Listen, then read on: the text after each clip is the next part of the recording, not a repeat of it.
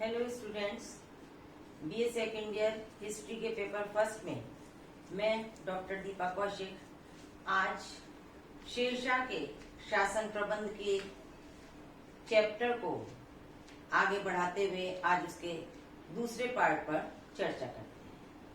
कल के वीडियो में हमने शेरशाह की केंद्रीय और प्रांतीय व्यवस्था की चर्चा की, लेकिन शेरशाह का शासन प्रबंध इतना विस्तृत है कि उसके एक साथ एक वीडियो में चर्चा करना संभव नहीं था। इसलिए आज हम उसके आगे के पॉइंट्स पर चर्चा करेंगे। महत्वपूर्ण बिंदु मैंने बोर्ड पर लिख दिए हैं, वन बाय वन उनके विस्तार में जाएंगे। सबसे पहले जो हमारा आज की चर्चा का विषय है वो है शेरशाह की लगान व्यवस्था या भू राजस्व व्यवस्था। शेरशाह की जो लगान व्यवस्था थी वो रैयतवाड़ी प्रथा पर आधारित थी और राज्य की आय का प्रमुख साधन उस समय लगान या भू राजस्व हुआ करता था। इसके अलावा और भी कई साधन थे जिनसे राज्य को आय होती थी, जैसे नमक कर, लावारिस संपत्ति पर कर, टकसाल कर, युद्ध करने पर जो लूटपाट की जाती थी उसका राज्य को जो भाग मिलता था वो कर, और जजिया आदि कर। लेकिन जो राजस्व का या राज्य की आय का मुख्य आधार था वो था भू राजस्व, और भू राजस्व में शेरशाह ने रैयतवाड़ी प्रथा को अपनाया। रैयतवाड़ी प्रथा जो थी उसमें किसानों से सीधा संपर्क स्थापित किया जाता था। हालांकि ये व्यवस्था राजस्थान और मालवा में लागू नहीं हो पाई थी। भू राजस्व निर्धारित करने के लिए शेरशाह ने भूमि को 3 श्रेणियों में विभक्त कर दिया था, जिनमें उच्च, मध्यम और निम्न 3 श्रेणियां ये थी। अब भूमि की नाप और श्रेणी के आधार पर लगान निर्धारित किया जाता था, और ये जो लगान निर्धारित किया जाता था इसके बाद कुछ इतिहासकारों का ये मानना है कि ये लगान जो था वो 1/2% लिया जाता था, कि उपज का आधा भाग मतलब कर के रूप में लिया जाता था, और कुछ इतिहासकारों का ये मानना है कि ये 1/3 जो था वो किसानों से कर के रूप में लिया जाता था। लेकिन शेरशाह का जो किसानों के प्रति रवैया था वो काफी अच्छा था। उसने अपने लगान अधिकारियों को ये निर्देश दे रखे थे कि जब लगान निर्धारित किया जाए तो किसानों के साथ नरमी का व्यवहार किया जाए, लेकिन जब लगान वसूल करने का समय आए तो वो कड़ाई के साथ या कठोरता से वसूल किया जाना चाहिए। साथ ही उसने किसानों को ये पता रहे कि उन्हें कितना लगान राज्य को देना है, और तो इसके लिए कृषकों को वो पट्टे देता था, और उनकी स्वीकृति कि वो इस बात के लिए तैयार हैं उसके लिए वो उनसे कबूलियत पत्र लिया करता था। अब की भूमि को 3 श्रेणियों में बांटकर भूमि की नाप व श्रेणी के आधार पर लगान निर्धारित हो जाता था, और जो 3 प्रणालियां थी कि किस प्रकार कौन सी प्रणाली से किसान लगान देना चाहता था, तो वो 3 प्रकार की प्रणालियां निर्धारित की गई। पहली गल्ला बख्शी या बटाई, दूसरी नष्ट या कनकूत, और तीसरी नगदी या जिसे जब्ती भी कहते थे।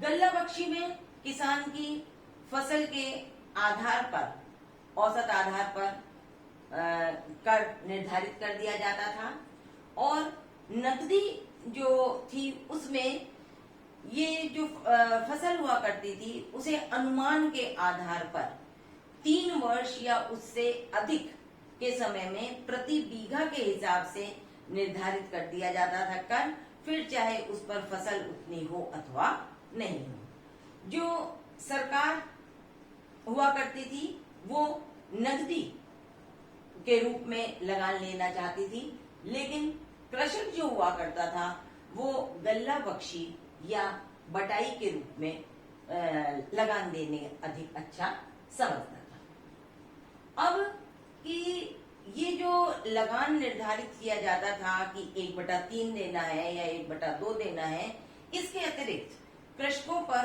कुछ अन्य कर भी लगाए जाते थे जो कि जरीबाना और महसिलाना के नाम से जाने जाते थे। जो जमीन का सर्वे करा करते थे, कर का निर्धारण किया करते थे, उन लोगों को, उन लगान अधिकारियों को भी कृषकों को अपनी उपज का 2.5% से 5% तक कर देना पड़ता था। तो इस प्रकार, और इसके अतिरिक्त कुछ अन्य छोटे मोटे कर हुआ करते थे जो कि सिंचाई सुविधाओं के बदले में कृषक को देने पड़ते थे। तो इस प्रकार हम देखते हैं कि कृषक के ऊपर करों का, भूकर का काफी बोझ हो जाता था। और शेरशाह की लगान व्यवस्था का एक मुख्य दोष ये था कि ये तो एक अच्छाई थी कि उसने कृषकों से प्रत्यक्ष संबंध स्थापित किए, रैयतवाड़ी प्रथा को अपनाया, लेकिन भूमि को जो 3 श्रेणियों में बांटा, उसमें मध्यम और निम्न भूमि के कृषक अधिकतर नुकसान में रहते थे, क्योंकि उपज वो लगान का निर्धारण पूर्व में हो जाया करता था और कई बार मौसम की वजह से या प्राकृतिक आपदा आने की वजह से उतनी फसल नहीं हो पाती थी, लेकिन वो कर निर्धारित होने के कारण कृषक को उतना कर सरकार को देना पड़ा। अब भू राजस्व व्यवस्था के पश्चात हम देखते हैं न्याय व्यवस्था। शेरशाह अपने न्याय के लिए प्रसिद्ध था।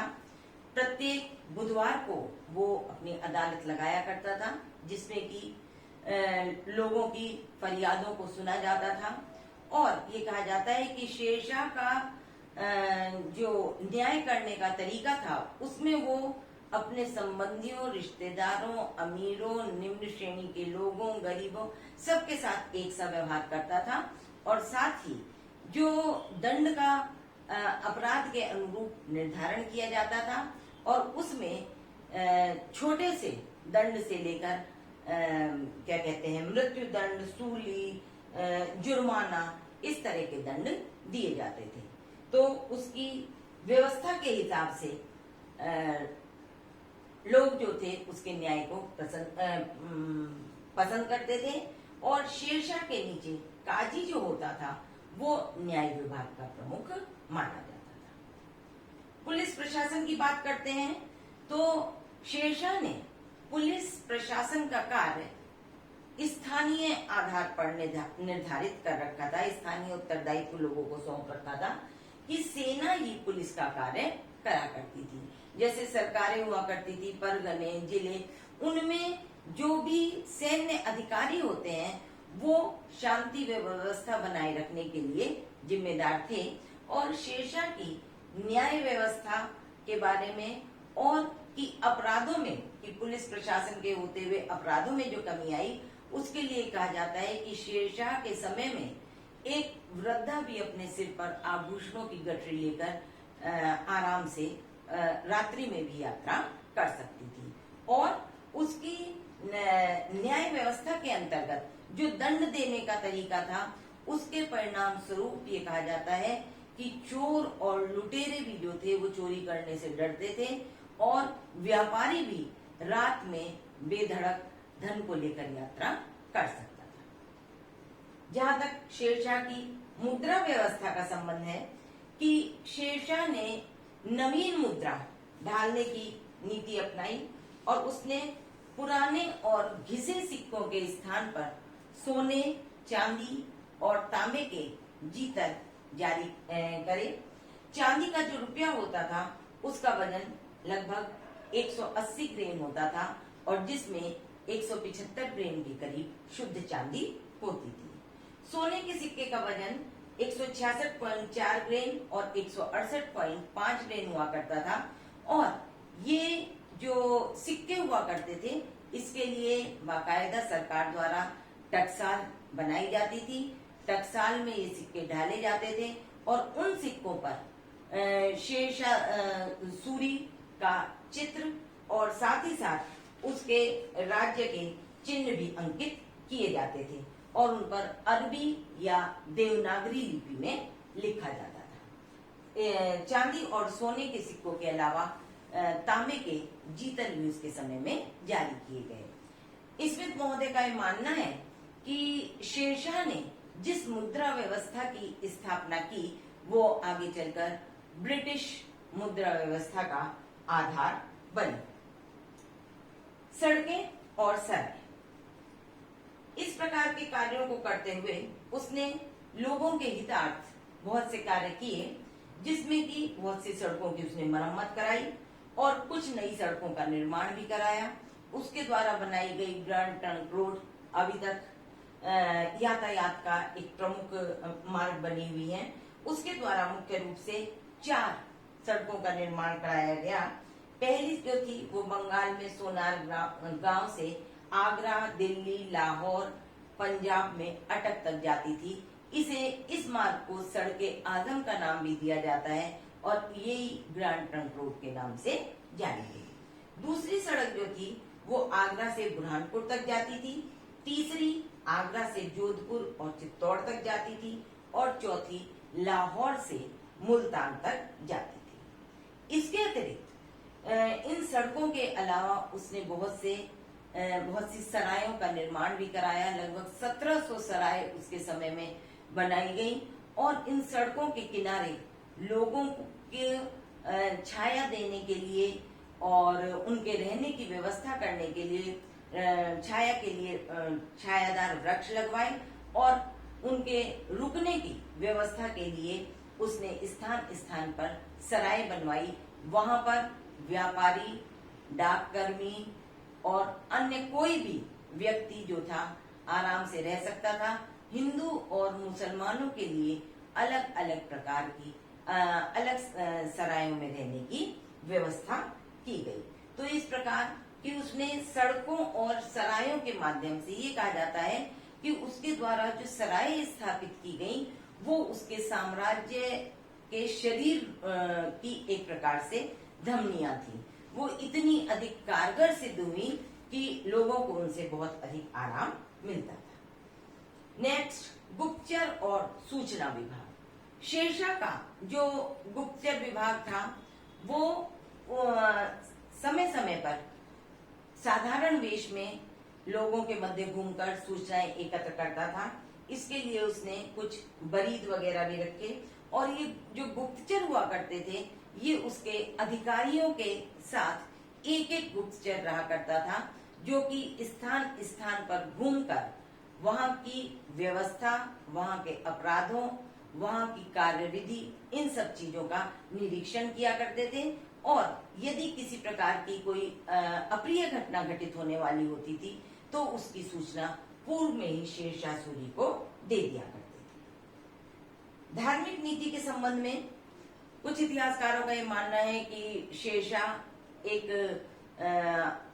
उच्च कोटि का या धार्मिक सहिष्णुतापूर्ण उसने नीति अपनाई। लेकिन यदि हम शेरशाह की विजयों की तरफ देखें तो हम ये देखते हैं कि राजपूत शासक पूरनमल के साथ उसका जो व्यवहार था वो किसी भी दृष्टि से उचित नहीं था।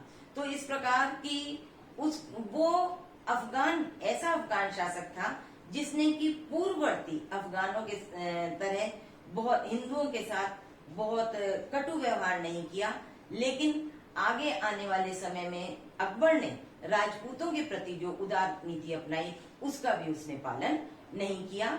लेकिन राज्य के में जो उसने नीति अपनाई उसमें वो किसी प्रकार का भेदभाव नहीं करता था और लेकिन उसके समय में हिंदू मंदिरों को भी नुकसान पहुंचाया गया। अब लास्ट बट नॉट लीस्ट कि उसकी जो सैन्य नीति थी वो भी राज्य के हित में थी और उसने अपनी इस सैन्य नीति में मुख्य रूप से अलाउद्दीन खिलजी की सैन्य नीति को आधार बनाया। उसने जो सैनिक रखे जाते थे उनका हुलिया लिखा जाता था रजिस्टर में। घोड़ों को दागने की प्रथा उसने प्रारंभ की।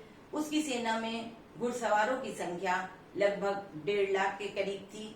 25,000 पैदल सैनिक थे और 5,000 उसके पास हाथी थे। और उसकी सैन्य बल की श्रेष्ठता के आधार पर ही वो जो उसने गुजरात, मालवा या हुमायूं के साथ युद्ध करे, उनमें वो सफल रहा। सेना में अधिकांशतः अफगान सैनिक हुआ करते थे, लेकिन अफगान सैनिकों के अलावा अन्य हिंदू और मुस्लिम सैनिक भी उसकी सेना का अंग हुआ करते थे। तो इस प्रकार हम देखते हैं कि केंद्रीय और प्रांतीय शासन व्यवस्था के अतिरिक्त उसकी ये जो व्यवस्थाएं थी, इनके आधार पर उसने एक अपने राज्य को 5 वर्ष के अल्प समय में, क्योंकि 1540 ईस्वी में वो गद्दी पर बैठा और 1545 ईस्वी की मई में कालिंजर के युद्ध के समय उसकी मृत्यु हो गई थी। तो इन 5 वर्ष के अल्प काल में उसने जो शासन को संगठित किया और उसमें एक व्यवस्था बनाई, वो आगे आने वाले शासकों के लिए अनुकरणीय है।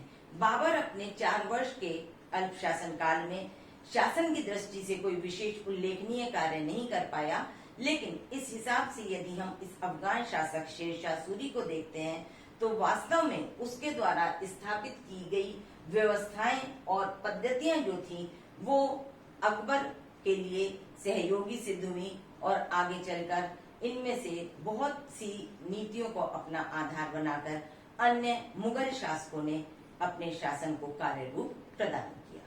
Thank you.